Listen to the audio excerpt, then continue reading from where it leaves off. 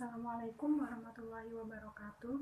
Nama saya Zara Salsabila Putri, kelas 12 UPW 1 nomor presensi 28 dari kelompok 6 akan menyampaikan materi mengenai relasi hukum pernikahan dalam Islam dan undang-undang di Indonesia. Dan saya mendapat tema yang berjudul Hamil di luar nikah. Pada pasal 43 ayat 1 Undang-Undang Nomor 1 Tahun 1974 tentang perkawinan, pada dasarnya anak yang dilahirkan di luar perkawinan hanya mempunyai hubungan perdata dengan ibunya dan dari keluarga ibunya. Sama dengan kompilasi hukum Islam bahwa anak yang lahir di luar perkawinan hanya mempunyai hubungan saling mewaris dari ibunya dan dari pihak keluarga ibunya. Menurut para ulama Syafi'iyah, hukum menikahi wanita saat hamil adalah sah selama tidak ada dalil yang melarangnya.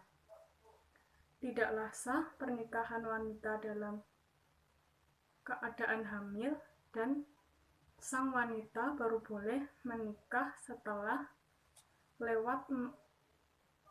lewat masa iddahnya, yakni setelah melahirkan bayi di dalam kandungannya. Menurut hukum, seorang wanita yang hamil di luar nikah dapat dikawinkan dengan pria yang menghamilinya. Dapat dilangsungkan tanpa menunggu kelahiran anaknya.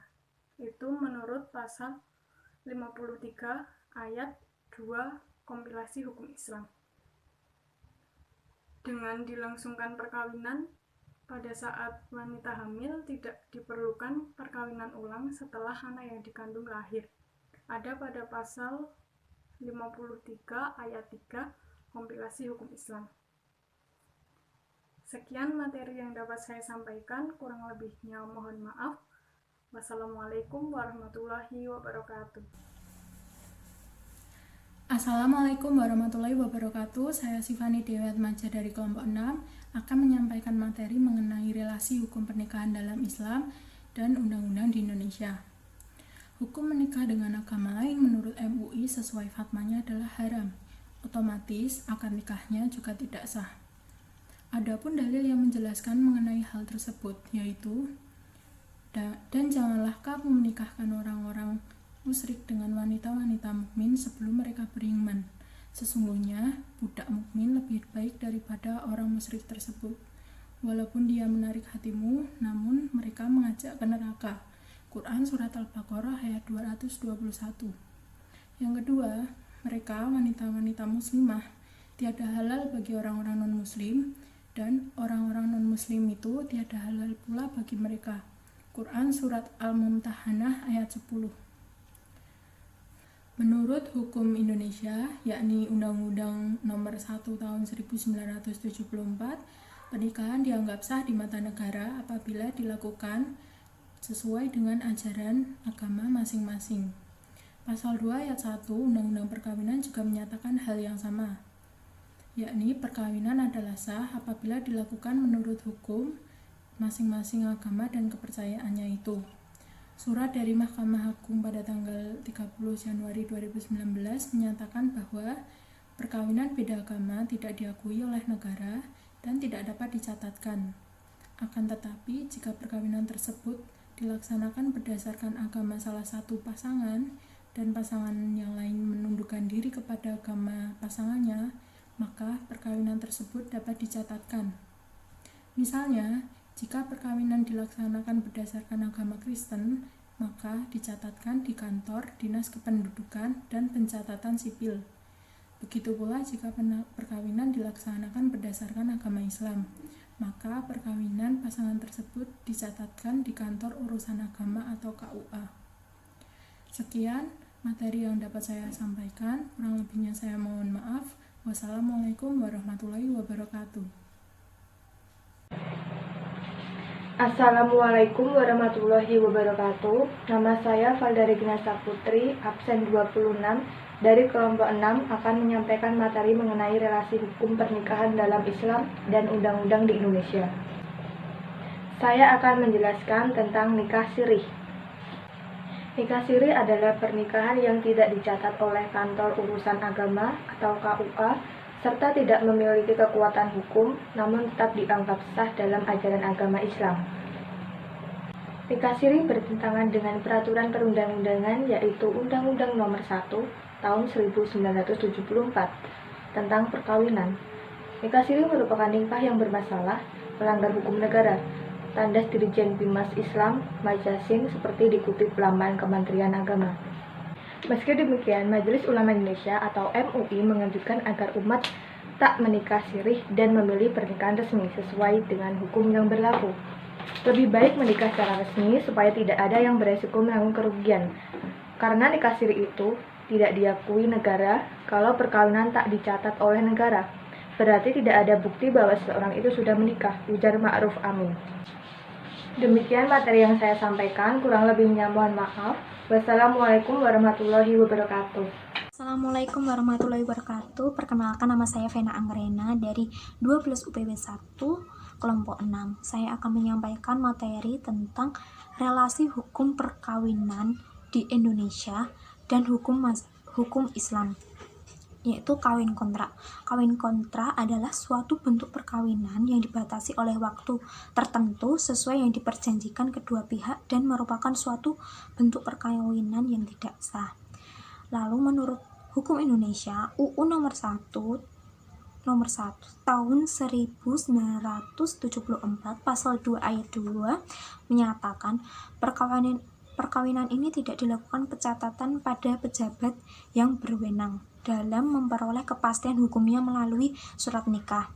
Lalu menurut hukum Islam, kawin kontrak haram hukumnya, yaitu dengan mendasarkan dalil-dalil baik berasal dan Al-Quran maupun hadis. Jadi tidak ada alasan untuk membenarkan bahkan mengesahkan keberadaan kawin kontrak ataupun kawin muta'ah ini. Lalu MUI sudah mengeluarkan fatwa sejak 25 Oktober 1997 bahwa kawin kontrak atau kawin muta'ah hukumnya haram. Sekian dan terima kasih, kurang lebihnya mohon maaf. Wassalamualaikum warahmatullahi wabarakatuh. Assalamualaikum warahmatullahi wabarakatuh. Perkenalkan, nama saya Syifa Jova Kolba dari kelas 12 UPW 1. Saya dari kelompok 6 akan membawakan materi mengenai hukum pernikahan poligami baik dalam hukum Islam dan juga undang-undang di Indonesia. Baik, pada dasarnya hukum pernikahan di Indonesia sendiri menganut asas monogami seperti yang tertera pada pasal 3 ayat 1 Undang-Undang Nomor 1 Tahun 1974 tentang perkawinan. Namun, Undang-Undang Perkawinan memberikan pengecualian di mana seorang suami dapat memiliki istri lebih daripada satu atas alasan-alasan tertentu, seperti pada pasal 3 ayat 2 UU Perkawinan. Kemudian syarat-syarat poligami sendiri di Indonesia diatur dalam pasal 4 ayat 2 UU Perkawinan. Dan bagi suami yang ingin mengajukan permohonan beristri lebih daripada satu atau berpoligami juga telah diatur pada pasal 5 ayat 1 Undang-Undang Perkawinan, yang isinya antara lain: pertama, adanya persetujuan antara istri pertama ataupun istri-istri lainnya. Yang kedua, adanya kepastian bahwa suami mampu menjamin keperluan-keperluan hidup istri-istri serta anak-anak mereka. Yang ketiga, adanya jaminan bahwa suami akan berlaku adil terhadap istri-istri serta anak-anak mereka. Kemudian untuk hukum di Islam sendiri mengenai poligami ini memiliki dua ayat pokok yang dapat dijadikan acuan dalam melakukan poligami, yakni Quran Surat Al-An-Nisa ayat 3 serta Quran Surat Al-An-Nisa ayat 4, yang artinya adalah seperti ini. Dan jika kamu takut tidak dapat berlaku adil terhadap hak-hak perempuan anak yatim bila mana kamu mengawininya, maka kawinilah wanita-wanita lain yang kamu senangi, 2, 3, atau 4. Kemudian, jika kamu takut berlaku adil, maka kawinilah seorang saja atau budak yang kamu miliki, yang kemudian itu adalah lebih dekat kepada tidak berbuat aniaya. Dan dalam Islam sendiri, hukum mengenai pernikahan poligami ini ada beberapa hukum yang dimana di setiap hukum tersebut memiliki kualifikasinya tersendiri.